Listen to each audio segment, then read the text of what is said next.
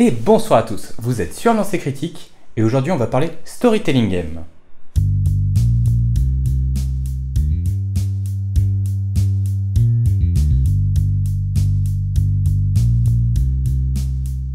Je me suis rendu compte qu'au cours des derniers mois, j'ai développé une véritable passion pour les Storytelling Games. Que ce soit Fiasco, Icarus, Les Larmes du Soleil, Terre de Sang, Alice is Missing et j'en passe. Mais qu'est-ce qu'un Storytelling Game ? Ça va être une façon alternative de faire du jeu de rôle. Au lieu d'essayer de résoudre un scénario, on va se concentrer sur l'histoire et essayer de la rendre aussi riche de sens que possible. Les Storytelling Games partent du principe de vous faire vivre une expérience très précise. Là où d'autres jeux de rôle sont beaucoup plus vastes, cette fois-ci vous savez exactement où vous mettez les pieds et dans quelle direction vous allez. Cela dit, ce n'est pas pour autant des jeux fermés. On distingue deux grands types, soit ceux avec les univers très ouverts, où justement on va pouvoir choisir si on veut jouer dans un monde magique, si on veut jouer dans le futur, si on veut jouer dans le passé, si on veut jouer dans une utopie, si on veut jouer dans une dystopie. Bref, vous êtes totalement libre du cadre de jeu. A l'inverse, d'autres vous proposeront une expérience très focalisée, vous donnant en détail toutes les choses que vous allez rencontrer dans votre histoire, vous offrant une expérience précise, vous guidant pas à pas dans la direction où l'on veut que le jeu aille. Mais ça sera tout de même à vous d'apporter de la profondeur à ce cadre. Un des gros avantages des Storytelling Games, c'est que c'est des jeux qui ne nécessitent pas de préparation. La plupart d'entre eux d'ailleurs ne nécessitent pas de maître de jeu. En effet, avoir un scénario irait à l'encontre même du postulat du jeu, car le but est de raconter une belle histoire et non d'arriver à la conclusion de celle-ci. D'ailleurs, sur nombre de Storytelling Games, on connaît déjà la fin de l'histoire au début de la partie. Et cela apporte une véritable sensation de liberté, car contrairement à un jeu de rôle plus classique, où on va généralement essayer de suivre la trame de notre scénario, cette fois-ci on est totalement libre sur la façon d'arriver à la fin. Ce sont aussi des jeux qui sont plus faciles d'accès pour les personnes qui ne font pas de jeu de rôle, car la narration est guidée, et au final il suffit juste d'avoir de la créativité et de l'imagination pour pouvoir jouer au jeu. Ce sont également des jeux qui provoquent une forte implication personnelle, car on va très souvent jouer à la première personne, et le fait de ne pas du tout savoir qu'il y a une trame, ou en tout cas que personne ne la connaisse, va créer un véritable inconnu et nous développer une tension à table. Bien sûr, ce type de jeu n'est pas exempt de défauts. Déjà, nous sommes limités à un setting très limité. Les storytelling, voulant vous offrir une expérience très précise, ne sont pas vraiment des jeux que l'on peut adapter. Même si on peut les transvaser d'un univers à l'autre, leurs mécaniques sont fixes, et si on essaye de s'en écarter, généralement le jeu ne fonctionnera plus. Et ça peut être quelque chose d'assez déroutant pour les rôlistes avertis, car il n'y a souvent pas de mécanique de résolution. La seule règle à suivre est est-ce que ça va servir l'histoire de faire cette action. C'est aussi des jeux qui vont demander un certain effort, car on a tendance à se laisser porter par la narration et on peut complètement décrocher de la partie en trouvant que nos actions n'ont au final que peu d'effet, étant donné que nous choisissons la résolution de ces actions et qu'en plus nous savons déjà où nous arrivons. On perd également le sentiment de réussite. Après avoir fait une grosse enquête bien compliquée, avoir compris tous les tenants et les aboutissants apporte une certaine fierté et peuvent même, après la partie, donner envie d'aller creuser un peu plus et de comprendre qu'est-ce qu'on a manqué. Dans un storytelling game, cela n'arrivera pas, car l'histoire sera créée au fur et à mesure de la partie. Ce sont également des jeux qui sont assez peu adaptés pour le jeu en campagne. D'ailleurs, la plupart des storytelling games proposent des settings courts pour pouvoir être joué sur 30-40 minutes, voire 2-3 heures pour certains. Cela dit, ça fait d'excellents intermédiaires pour vos campagnes sur d'autres jeux de rôle, car vous pouvez très bien utiliser un storytelling game pour faire un encart, mettant en avant un point en particulier selon le jeu auquel vous jouez. Et ça peut être des jeux difficiles à appréhender pour des joueurs de jeux de rôle traditionnels. Déjà, il n'y a généralement qu'un facilitateur et pas vraiment de maître de jeu. Il n'y aura donc pas de personne référente pour se rendre compte si ce que l'on veut faire est faisable ou non. Il n'y a généralement pas de statistiques, pas de mécanique de résolution, bref, il va falloir revoir sa façon de jouer. Mais au final, la seule chose dont vous avez vraiment besoin, c'est d'une petite dose d'improvisation et de pas mal d'imagination. Et c'est peut-être ça le véritable intérêt des storytelling games. Ça va développer votre créativité, votre sens de l'interprétation, votre fibre rôlistique quelque part. Le tout dans un cadre bien défini pour vous guider. Si vous avez envie d'essayer ce type de jeu, je vous conseille vivement le site Force de Drama, qui vous propose tout un tas de settings différents pour faire du storytelling en utilisant une mécanique très simple de cartes, le tout étant gratuit et en français. Je rejoins à présent mon panel d'experts pour voir ce qu'ils pensent des storytelling games. Bonsoir à tous, ce soir on a un panel d'experts réduit, mais que Salut de tout le la monde. qualité, des gens vraiment qui ont bossé leur sujet à fond. Je n'en doute pas une seule seconde. Messieurs, bonsoir. Bonsoir, bonsoir. Bonsoir. Bonsoir. Eh bien, on va commencer par une question on ne peut plus simple et on ne peut plus basique. Est-ce que tu aimes les storytelling games? J'adore les storytelling games. Pourquoi est-ce que j'aime ça? Je pense que c'est très subjectif, le fait d'aimer ou de pas aimer, parce que ça propose vraiment une mécanique particulière. On dépasse vraiment le cadre du j'aime pas Donjons et Dragons parce que c'est un système D20 et moi je préfère le D100. On est sur une vraie réflexion de sa façon de jouer. On est sur un vrai parti pris qui flirte beaucoup avec le théâtre d'improvisation. Et on est beaucoup sur une partie conte, en fait. Moi, c'est particulièrement cette partie-là qui m'intéresse et qui m'a fait rentrer dans ce style de jeu. C'est vraiment le côté conteur, créer un mythe, créer une légende pour certains jeux et pour d'autres, arriver à juste développer quelque chose qui peut donner une idée de scénario ou une idée d'histoire. Et on est sur quelque chose qui est beaucoup plus cinématographique que dans la narration, qu'un jeu de rôle plus classique où il y aura une dimension qui sera extrêmement ludique sur les lancers de dés et tout ça. Là, on va vraiment se poser, on va oublier toute capacité d'optimisation pour vraiment se poser sur l'histoire, l'ambiance et le côté très dramaturgique en fait de la chose. Je n'ai pas fait beaucoup de jeux de storytelling. J'ai fait qu'une seule partie de For the Drama, si ma mémoire est bonne. Je n'ai pas spécialement détesté, par contre c'était en période de confinement. Je pense ne pas avoir pu apprécier à sa juste valeur le type de jeu. Je ne suis pas fermé à réessayer peut-être For the Drama, peut-être d'autres jeux, mais peut-être plus avec autour d'une vraie table entre guillemets quand le confinement sera fini. Bon, pour ma part, sans aucune surprise, c'est un type de jeu que j'apprécie tout particulièrement. Et que j'achète. Et que j'achète, en plus, la folie. J'en profite d'ailleurs pour faire un petit peu de pub. Si vous allez sur Graal le Sud TV, en compagnie de Monsieur Adrien, on fait une émission qui parle de jeux aux mécaniques alternatives et on parle de storytelling, entre autres. C'est un genre que je trouve intéressant. Voilà, j'ai bien aimé. Alors, j'ai pas énormément de parties au compteur. Il y en a que j'ai beaucoup aimé, d'autres un peu moins. Voilà, je trouve que c'est un exercice intéressant qui, qui demande à ce que le postulat soit accepté par chacun, que chacun y mette un peu du sien et que chacun soit dans la bonne optique de créer une histoire ensemble. Lorsque c'est le cas, ça permet de titiller sa créativité et de faire que les différentes créativités et sensibilités de chacun se interagissent et ça peut donner quelque chose d'extrêmement bon. Après, je reste attaché. Pour moi, c'est vraiment quelque chose de très différent par rapport au jeu de rôle plus traditionnel, on va dire.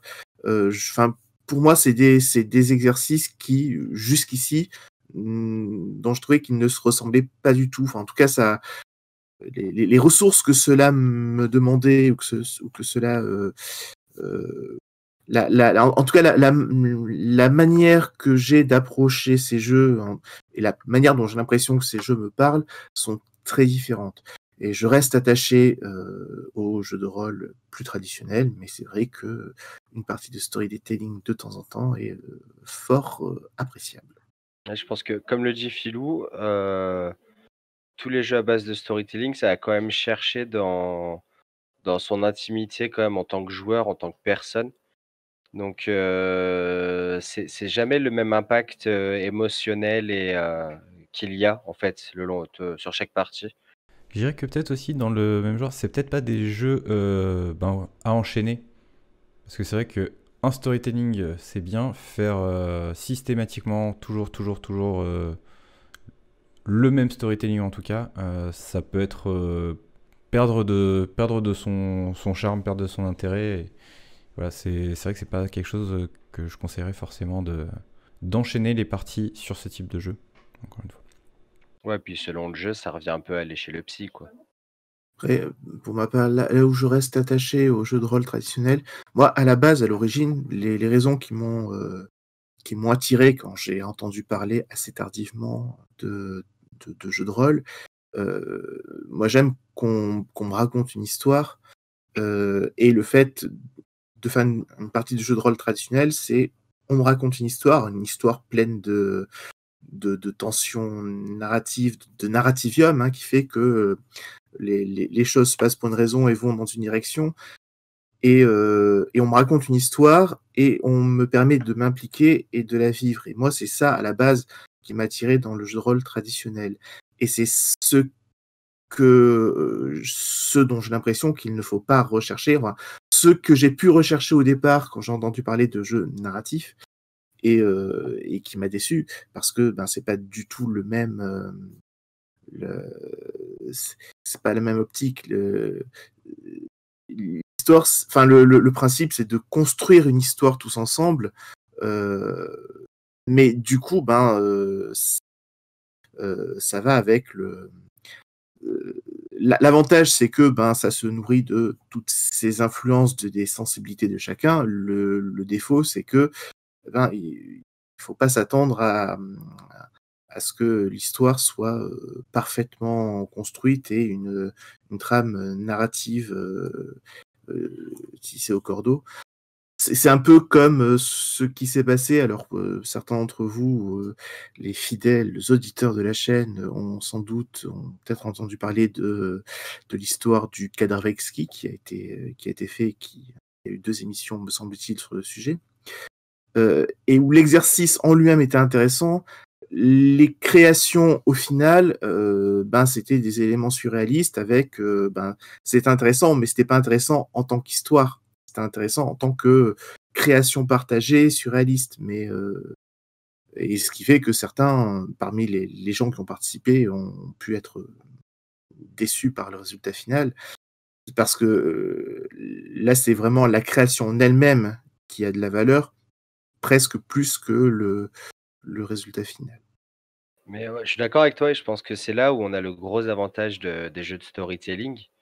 C'est vraiment qu'on est sur un moyen d'expression collectif, pardon, oula, un moyen d'expression collectif où tout le monde apporte sa pierre à l'édifice et c'est pas quelque chose qui se vit a posteriori, quoi. Ça se vit vraiment sur l'instant avec les gens autour de la table. C'est pour ça qu'il y a une dimension vachement plus intime dans ce style de jeu que sur un jeu classique où tu vas te retrouver à donner tes comptes rendus, à tenir ton journal de quête, de campagne et tout ça. Là, tu es vraiment sur une création éphémère et c'est des choses qui se font sur l'instant et c'est pas voué à je pense que malheureusement, c'est pas forcément voué à être communiqué. Ça, il y a eu beaucoup de tentatives, on peut trouver plein de let's play ou de vidéos et comptes rendus là-dessus. Mais c'est pas périn dans le temps et c'est pas hyper intéressant foncièrement à regarder, quoi. Ça se limite très vite, dans les choses, à moins de jouer vraiment avec des acteurs et des gens qui ont des vraies capacités d'invention sur le coup.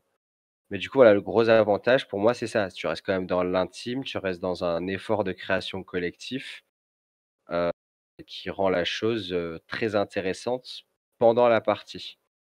Pendant la partie et pendant le débrief de la partie, quoi. Mais au-delà, une fois que tout le monde est parti se coucher, heu, la partie n'a plus autant d'intérêt et ce qui est un peu dommage, du coup, c'est un des petits points négatifs de ce genre de jeu, c'est que, du coup, ça a pas vocation à marquer la mémoire des joueurs, au même titre que non, je parle de alors marquer, Ça dépend des jeux, hein. je sais pas. Parce Ouais, mais que si, je me rappelle encore très bien de toutes les parties d'Alice is Missing et je les vis encore très mal au fond de moi, oui, mais pour ne c'est pas le c'est citer. c'est le côté émotionnel qui te marque, Ouais, mais tu enfin, du vois? coup, je me rappelle des C'est, histoires. Et c'est également un truc sur les parties de Ten Candles. C'est des histoires qui m'ont énormément marqué. Ouais, mais ta communication de ta partie, si tu l'as fait, à des gens à l'extérieur qui n'étaient pas dans la partie, l'intérêt est très pauvre, je trouve. Moi, je partage l'avis de Philou là-dessus, quoi. Je suis pas sûr que les gens vont suivre une chaîne, par exemple, qui va faire du let's play narratif. Je suis pas sûr qu'ils vont suivre ça au même niveau qu'un let's play plus classique d'un jeu où tu lances des dés et où ça crée de l'enjeu aussi chez le spectateur. Ça Je se pense tient. que voilà, c'est Non, ça. ça se tient, ça se tient. Avantage hyper intime. Tu as tout un exercice de construction qui est hyper beau. Tu as vraiment tout le sentiment d'avoir le groupe qui avance et tout ça. Ça, il y a indéniable. L'effet négatif, c'est que je pense que cela n'a d'intérêt que pour celui qui joue comme jeu. Et je parle en termes de jeu et de vision de jeu, hein, parce que Terre de sang derrière moi, je pense que c'est une expérience à lire pour n'importe quel fan de jeu de rôle. Je pense qu'on a fait un bon point sur ce qui nous plaît et déplaît sur ce type de jeu. Est-ce qu'il y a quelqu'un qui a quelque chose à ajouter sur la question? Du coup, oui, effectivement, on a débordé sur cette question. Moi, ce dont je voulais parler, sur ce qui nous plaît et déplaît, euh, ben, ce que j'aime, c'est. Je trouve que c'est un exercice qui est vraiment positif si chacun se nourrit de l'autre pour mettre en place, pour faire une narration commune et pour créer, une belle histoire. Le risque, et c'est peut-être ça qui a pu me décevoir dans certaines parties que j'ai pu faire, le risque, c'est que si les gens ne sont pas attentifs, si les gens ne sont pas n'ont pas à cœur de prendre en compte l'ensemble de ce qui a été apporté par l'ensemble des joueurs, on peut se trouver dans une situation où chacun écoute essentiellement la ligne directrice qu'il a en tête et où en fait on perd des informations, on perd de la cohérence et on perd pas en cours de route des situations qui ont été mises en place par des personnes, mais la perche tendue n'a pas été prise, n'a pas été comprise, ça n'a pas été accepté.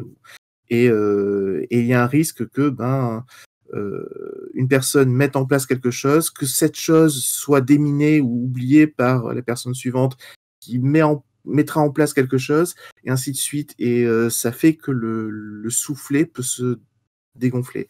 Alors, il y a certains jeux qui, à mon avis, qui sont pensés pour éviter cette situation, et je pense qu'on en parlera lorsqu'on parlera des mécaniques intéressantes et marquantes. Mais c'est un risque qu'il y a malheureusement dans ce genre de jeu. Est-ce que vous avez croisé des mécaniques intéressantes et marquantes sur les storytelling games? La question mérite d'être posée elle aussi, je pense, parce que c'est souvent des jeux qui vont avoir des mécaniques très exotiques et qui vont faire toute la saveur même du jeu. Donc souvent il y a des mécaniques qui sont très thématisées, qui vont vous aider, on va dire, à créer l'ambiance à la table juste par leur présence. Pour donner justement une des mécaniques dans ce type-là, sur Ten Candles, le jeu s'appelle donc 10 bougies. Les bougies vont représenter un peu la vie des joueurs autour de la table. Et à chaque fois qu'il y a un problème, qu'il y a une erreur, une des bougies s'éteint. On est de plus en plus plongé dans le noir. Et vu qu'on est dans un univers où le soleil s'est éteint, on a du coup ce parallèle avec ce qui se passe dans l'univers du jeu et ce qui se passe autour de la table, parce que plus la partie avance et moins on y voit, et plus la lueur d'espoir s'amenuise. Donc voilà, ça en fait déjà une mécanique que j'ai trouvée particulièrement marquante et qui fonctionne. Mais est-ce que vous en avez d'autres qui vous ont plu, des choses comme ça? Non, je vais juste rebondir 2 secondes. C'est rigolo, la mécanique de Ten Candles, ça vient me taper dans la tête comme ça. Il y a le jeu des samouraïs qui, alors apparemment est réellement un jeu qui a existé à l'époque samouraï, où du coup pour tester leur courage, ils se racontaient des histoires, de yokai, des histoires d'horreur. Et à chaque fois, la personne qui finissait de raconter son histoire tout le monde venait avec une petite lanterne, et la personne qui raconte son histoire devait traverser le bâtiment pour aller éteindre sa bougie et revenir. Et c'était un jeu qui servait à tester le courage et tout ça. Et je me demande si ça n'a pas été en partie une petite Inspiré. inspiration, ou si le mec, les créateurs de Ten Candles n'y ont pas pensé aussi. Et s'ils n'y ont pas pensé, c'est magnifique comme parallèle. Il y a un truc aussi qu'on retrouve beaucoup comme mécanique, ça va être ce que je vais appeler la ritualisation. Il y a beaucoup de jeux qui ont des phrases types à répéter pour lancer des éléments de narration, etc. Et effectivement, ça fait... bout d'un moment, ça commence à faire écho de dire, bon, ben, se répéter, qu'est-ce que tu attends, qu'est-ce que tu penses trouver derrière ça, qu'est-ce que tu penses trouver, qu'est-ce que tu penses trouver, qu'est-ce que tu penses... Et c'est quelque chose que j'ai assez souvent croisé. Et contre toute attente, ça marche plutôt très bien. Et je trouve que c'est quelque chose qu'on peut utiliser même dans les jeux plus traditionnels. C'est de mettre en place cette ritualisation, voilà, créer une mécanique auditive, créer un réflexe en fait, de par cette mécanique. Allez Pierre, lâche-nous de la mécanique. Ben, écoute, comme j'ai dit, j'ai pas fait énormément de JDR orienté storytelling. Par contre, il y en a un que je connais, il y en a un que j'aimerais tester depuis longtemps, mais j'ai pas eu l'occasion de le faire jusqu'à maintenant. Et oui, Adrien, tu viens de regarder dans la bonne direction. C'est Perdu sous la pluie, Ouais. que auquel je n'ai pas joué. J'ai le bouquin quelque part là-bas, que j'ai lu, mais j'ai jamais eu l'occasion ni de le tester en tant que joueur, ni en tant que c'est pas narrateur, donc en tant que guide. Et donc c'est un jeu où on incarne des enfants qui sont perdus en fait, qui ont quitté leur maison et qui vont être confrontés aux sirènes de l'averse. C'est ça? Si je me rappelle Ouais, bien? c'est ça. Tu Voilà. t'es perdu.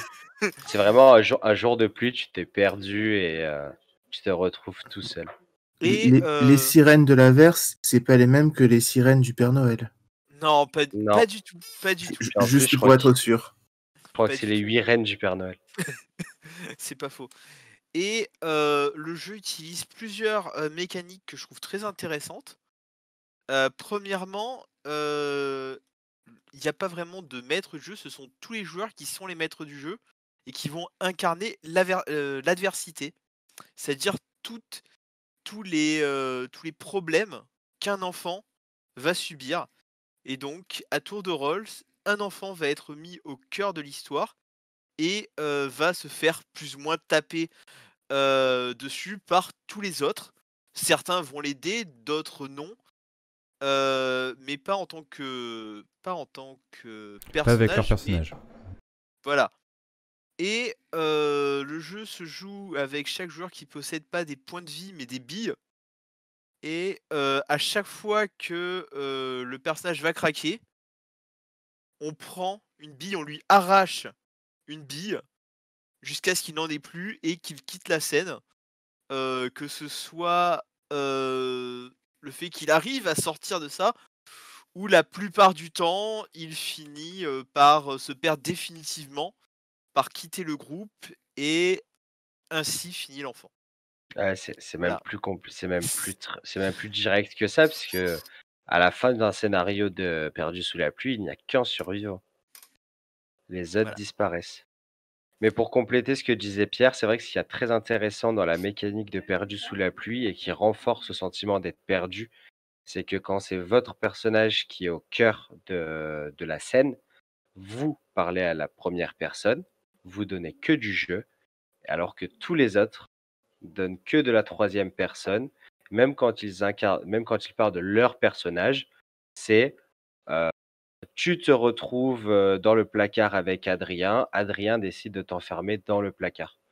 Et donc on est vraiment seul face à en fait un groupe de MJ entre guillemets. Donc pour le coup, il y a cette asymétrie joueur-meneur qui est vite déséquilibrée là, c'est asymétrique du coup, et ça renforce vraiment ce sentiment d'être seul, perdu, isolé, quoi.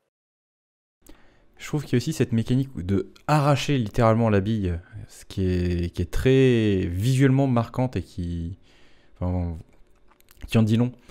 En fait, il y a cette unique ressource qui représente la vie, l'espoir, etc. De voir les autres te l'enlever, ben ça a un impact. Ou voir quelqu'un t'en donner une, c'en a une aussi d'autant plus forte. Oui, puisqu'on sacrifie un point de notre personnage pour le donner au personnage qui est au cœur de la scène, quoi. D'ailleurs, petite remarque rigolote, Perdu sous la pluie fait partie du même univers, donc le Rainiverse, que Libreté et que Explorateur des Bruines. Et ce qui est assez intéressant ou Il y a pas, que des c'est que le billets jeu d'acier. aussi, mais je le considère comme lié à Libreté, parce qu'en termes de mécanique, Heu, dans, Perdu sous la pluie, on est complètement sur du storytelling totalement narratif sans aucun système 2D. On est passé à Libreté où on est passé sur du propulsé par l'apocalypse, toujours en gardant, la narration au centre de l'histoire et enfin le dernier qui est sorti, à savoir, Explorateur des Bruines, on est, sur, de l'OSR au D20. Je sais pas s'il y a pas quelque chose qui pourrait être, On a fait intéressant à tout le voir. spectre. On a fait voilà, c'est vraiment un Et univers. du coup, ça me rappelle un peu la trilogie la trilogie du chaos de La Batro, crasse. avec la Après trilogie de la crasse, qui est un jeu classique, suivi de Mantra, qui est un jeu narratif complètement, et qui finit sur Mantoid Universe, qui est du OSR. voilà, c'est la petite remarque, du coup, si l'univers vous intéresse, vous avez tout l'embarras du choix pour le découvrir. Voilà. Donc, intéressez-vous au Rainiverse, c'est cool. I'm singing in the In the rain. rain. Alors pour ma part, j'aimerais revenir sur quelque chose qui a été dit avant et je vais sans doute être une voix légèrement discordante. Il est évident que, alors, même si je conçois le principe, mais il est évident que il me sera impossible de jouer un jeu comme Ten Candles. Voilà, à la base, je n'aime pas trop le principe d'infliger un inconfort réel physique à un joueur. Et c'est comme je ne sais plus quel jeu qu'on est censé jouer en restant debout en permanence. Et voilà. Et là, moi, j'ai besoin pour jouer, j'ai besoin d'avoir une lumière vive et si possible un chocolat chaud. Donc voilà, c'est pas pour moi ce genre de mécanique. Mais Voilà. Moi, en ce qui me concerne, alors je sais pas si on peut vraiment parler de mécanique, mais le jeu que je pense qui m'a le plus marqué, et dont j'ai fait quelques parties dernièrement, c'est Icarus. Et ce que j'apprécie dans Icarus, c'est que ça évite les écueils dont je parlais tout à l'heure. On a une finalité. Donc il y a du narrativum qui est que on sait comment l'histoire va finir et tout ce qu'on crée, c'est des éléments qui vont converger vers cette fin, donc la chute de la cité. Et on est obligé de s'accaparer ce que les autres ont apporté et donc il y a cette émulsion, cette interaction qui est rendue possible et qui est même encouragée par le jeu parce que ce que chacun apporte est inscrit. Et justement, les mécaniques font que on est amené à rebondir sur les problèmes de la cité que tout le monde a apporté. Pour moi, c'est à ce jour ce qui m'a semblé le plus satisfaisant en termes de storytelling game. ouais, ça t'apporte une bonne assise sur la partie, quoi. C'est l'avantage. C'est que tu perds jamais de vue ce qui a été fait, tu remplis la table de post-it. Mais Oui. pour continuer sur Icarus, la mécanique hyper intéressante dans Icarus, ça reste quand même le fait qu'on fasse une tour de dés à chaque échec et que la cité tombera à partir du moment où cette tour de dés elle tombera de la table, tombera au sol, sera déstabilisée. Dread, tout simplement. Mais Le jeu encore. de rôle, c'est un jeu de rôle qui se joue avec avec une tour de Jenga. Oui, mais en fait, du coup, non. C'est pas le but du truc. En fait, voilà, Je sais, ouais, je sais, mais essayez de calculer un truc. bah tiens, enfin, le postulat de départ, c'est vous bâtissez une merveille, un monument pour la gloire de la ville. Et donc, cette merveille est matérialisée sur la table de jeu. Et elle va se péter la gueule. Et du coup, on va mourir. Pas forcément. Non, il y Certains en a se qui peuvent sont fuir enfuis en tombant. dans un vol de criquets. Oh oui, le dieu des criquets. On y en avait. J'y ai plus pensé. Tu Mais je pourras le pense faire que ce qui revenir est... dans toutes tes parties, celui-là. on le dit plusieurs fois, mais depuis le début, mais je pense que c'est assez important et Philou nous le fait bien sentir sur les appréhensions de joueurs. La plupart des jeux comme ça de storytelling, il faut avoir un cadre clair entre joueurs dès le départ. Parce que selon le jeu auquel on joue, dans 80% des cas, soit ça finit mal, soit on en ressort assez remué émotionnellement. Je pense en particulier à Alice is Missing, puisque forcément on va y arriver, où la mécanique est entièrement textuelle, pas de dialogue entre les joueurs, les personnages ne se retrouveront jamais ensemble, tout se passe par un réseau de chat, n'importe lequel, un fil commun et après on peut ouvrir des conversations privées. Et la mécanique est hyper intéressante. Elle est vraiment renforcée par ce côté mise en ambiance sonore qui est donné par le jeu. Et voilà, le postulat de base, c'est qu'on est des adolescents et qu'on parle de la disparition d'une de nos amies, Alice. Et donc, on se retrouve à tirer des suppositions et des hypothèses dans tous les sens, le tout par message. Donc, ça reste très immersif et ça reste très rapide de la lecture, de l'écriture. Et du coup, la mécanique est hyper intéressante et elle est carrément unique à l'heure actuelle de ce que j'ai vu, hors jeu de rôle épistolaire. Mais dans un jeu de rôle épistolaire, on appuie plus sur le fait qu'il y ait le temps, qu'il y ait l'envoi, qu'il y ait le temps d'écriture. Là, on est vraiment sur du direct to message H24 et ça fait une sorte de c'est une course qui fait monter la tension et qui donne des résultats pas mal. Mais voilà, faut que le cadre soit dès le début cadré, malheureusement, parce que on peut très vite partir dans du glauque, du très sordide, et ça peut pas forcément convenir à tout le monde.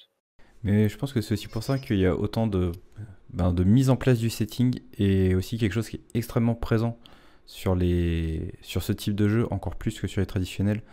C'est tout un tas d'outils de sécurité émotionnelle. Parce que ouais, c'est souvent quelque chose qui est bien précisé, voire même qui rajoute des mécaniques spécifiquement pour le jeu en disant voilà, ça c'est fait, vous pouvez le gérer comme ça à la table parce que vous risquez d'être confronté à cette situation beaucoup plus que sur une partie classique. Voilà. Après, il y a la mécanique de... Enfin, c'est pas vraiment une mécanique, mais le principe de jeu de terre de sang, qui, encore une fois, bonne humeur et maître de tout plaisir, va amener quand même les joueurs d'un commun accord à préparer un joueur potentiel à sacrifier quelque chose. Et on est vraiment sur un jeu qui va explorer la souffrance potentielle de personnes, quoi. Qu'est-ce qu'ils sont prêts à sacrifier? Quelles concessions sont-ils prêts à faire pour le bien commun? Et donc la mécanique, elle est quand même relativement classique. On est sur un plateau qui pose les jalons de l'histoire et qui permet du coup d'avancer jusqu'à ce moment dramatique, quoi. La mécanique est vraiment mise au service de la dramaturgie du jeu et je le répète encore une fois, lisez-le, quoi. Il coûte pas très cher et ça vaut vraiment le coup. Et du coup, la mécanique même classique apporte vraiment elle est assez suffisamment bien mise en place et suffisamment bien amenée pour permettre d'avoir des parties avec des tensions, et des points dramatiques assez saillants, quoi. Une mécanique que j'avais bien aimée, mais alors je ne saurais plus citer le nom du jeu, je suis désolé, je ne m'en souviens plus. Alors c'était un jeu. Alors, la partie qu'on avait faite, c'était un setting particulier, différent du jeu de base, mais qui utilisait les techniques du jeu de base. Et on jouait des personnages importants de la geste arthurienne. Et non, il ne s'agit pas de Knight. Mercredi. Il l'a placé. Alors, donc, le principe, c'était que alors, le jeu est conçu sur sur la tension au niveau des relations entre les différents personnages, où il y a des alliés et des ennemis, mais c'est pas déclaré, c'est pas un affrontement déclaré, et où c'est des luttes d'influence et le tout pour créer du drama. Et l'idée, c'est que on a tous un pool de jetons au départ. Lorsqu'on donc on est tous maîtres d'une scène, on peut incorporer un autre personnage si on le souhaite. Et on peut faire aller l'histoire dans un sens, et on peut en quelque sorte imposer une action à un autre personnage. Mais si le joueur incarnant l'autre personnage l'accepte, on doit lui donner un jeton. Si par contre le personnage, l'autre joueur refuse, c'est lui qui doit nous donner un jeton. Et ce Ça me qui dit fait quelque que chose. Ça ressemble un peu à la mécanique de Fiasco. Ça ressemble Mais beaucoup à la vraiment mécanique un de peu. Fiasco. Ouais, Ouais, ça enfin, ressemble à sur la ce coup-là, deuxième partie de le Fiasco. Le côté pool et tu prends pas. Alors je ne me souviens pas dans la description que le mot fiasco était prononcé, mais Non, après je Fiasco, n'ai jamais. tu joues avec des dés, tu joues pas avec des jetons de toute façon. Mais Mais je vois voilà. bien le truc, tu vois. Et du coup, Et tes jetons, ils avaient une incidence forcément sur la fin, quoi. bah, du coup, oui, à la fin, ceux qui avaient plus de jetons à la fin pouvaient plus facilement, avaient dû faire plus de concessions au début, mais avaient plus de facilité pour Ouais, c'est ça, pour la fin. ça ressemble beaucoup à Fiasco.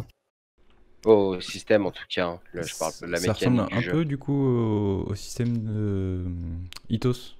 Je sais plus. Ithos. Ithos. Il y a cette notion narrative de pouvoir dépenser pour, on va dire, une micro-enchère entre joueurs pour imposer des choses. Voilà. Après, alors, je ne me souviens plus des détails, ça remonte à quelques années, cette histoire. Mais j'avais trouvé que le jeu avait bien fonctionné. Je pense que tout le monde était dans le bon mood, dans l'optique de vraiment créer du drama, mais que voilà, ça avait donné un résultat final assez intéressant en termes d'histoire. Si quelqu'un a une vague idée de quel est ce jeu, n'hésitez pas à nous le dire dans les commentaires.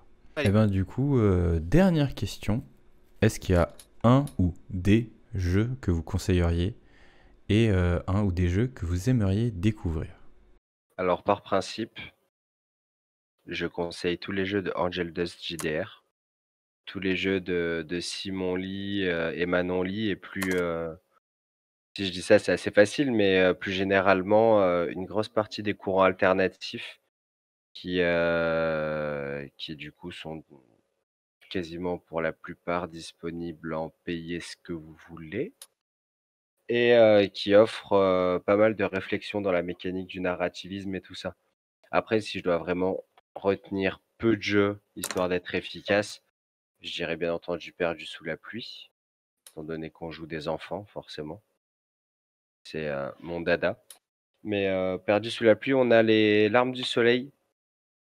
Les Larmes du soleil qui offrent une mécanique assez simple, très rapide à jouer, et qui permet de mettre en place du narrativisme assez rapidement et facilement. Et voilà, je pense que je vais m'arrêter sur ces deux-là. Bah, comme je l'ai dit, j'ai pas une grosse expérience du storytelling system. Du coup, de ceux que j'ai vus, de ceux que j'ai lus, qui doivent être au nombre d'à peu près 1, j'aurais tendance à vous conseiller Perdu sous la pluie. Premièrement, le jeu est pas cher. Deuxièmement, le système est pas compliqué. Troisièmement, je pense que c'est un jeu qui plaira à tout le monde, au moins pour l'expérience. Et au moins, vous n'allez pas vous payer un bouquin de 50 à 50 € qui fait 400 pages de règles à apprendre. Donc, pour découvrir ce genre d'expérience, je pense que c'est une bonne porte d'entrée. Ouais, et pour compléter ce que dit Pierre, même plus généralement, dans ce cas-là, je vous conseille plus de prendre Libreté, parce qu'à défaut d'avoir un jeu entièrement narratif, parce qu'il y a les règles de Perdu sous la pluie dedans, à défaut d'avoir un jeu entièrement narratif, vous vous en tirerez avec un jeu propulsé par l'apocalypse. Donc dans Et tous les cas, ce sera pas un achat perdu.